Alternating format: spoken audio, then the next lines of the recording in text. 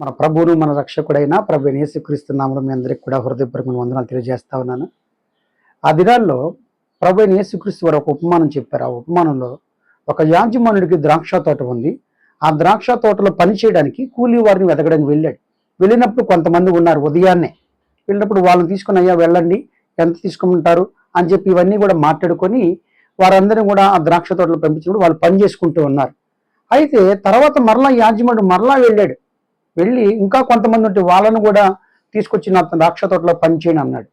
అలాగే మన కొంతసేపు అయిన తర్వాత మరలా ఈ యాజమాన్యం వెళ్ళి అక్కడ ఉన్నటువంటి కొంతమందిని మరలా నా ద్రాక్ష తోటలో పనికి వెళ్ళండి, మీకు ఏది న్యాయమో అది ఇస్తాను అని చెప్పని అన్నాడు.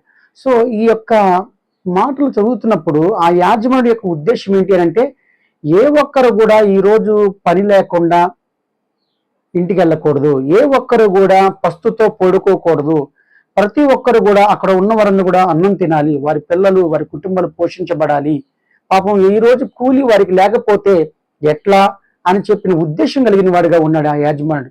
తర్వాత చివరికి సాయంకాలం కూడా వెళ్ళాడు. వెళ్ళినప్పుడు మీరు దినమంతా ఎందుకు ఇలా నుంచున్నారు అని అంటే, మమ్మల్ని ఎవరు కూలికి పెట్టుకోలేదయ్యా, ఇప్పుడు మేము పుట్టి చేతులతో ఉన్నామయ్యా, మాకు తినడానికి ఆహారం కూడా లేదు అని వారు చెప్పడంతో మీరు కూడా వెళ్ళండి అని చెప్పిన తర్వాత ఆ కూలి ఇచ్చేటువంటి టైంలో అందరికీ కూడా సమానంగా ఇవ్వడంతో చాలా ఆయన యొక్క ఆయన యొక్క గుణ లక్షణాలు మనకు కనబడుతూ ఉన్నాయి యాజమాన్యుడి.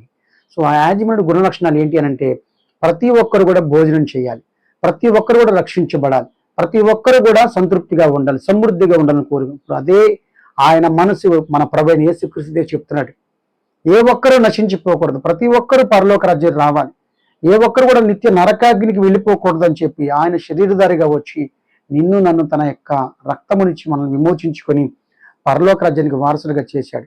ఇట్టి గొప్ప రక్షణను మనం నిర్లక్ష్యం చేయకుండా అనేకులకు ఇటువంటి రక్షణను మనం పరిచయం చేయాలి. ఆ యాజమానుడి మనసు మనం కూడా కలిగి ఉండాలి. రండి, మాతో పాటు పని చేయండి, మీరు కూడా ఆయన ఎంతో కొంత ఇస్తాడు అని మనమే పనివారిగా ఉన్నాం కనుక ఆ పనివారిని కూడా మనం పిలుచుకొని ఆ పరలోక రాజ్యంలో చేరుకునేలాగా మనం సకల విధమైన ప్రయత్నాలు చేయాలి. ఎందుకంటే అటువంటి గొప్ప కృప అందరికీ సమానంగా ఇస్తున్నాడు ఆయన, ఏ ఒక్కరూ నశించిపోకూడదని.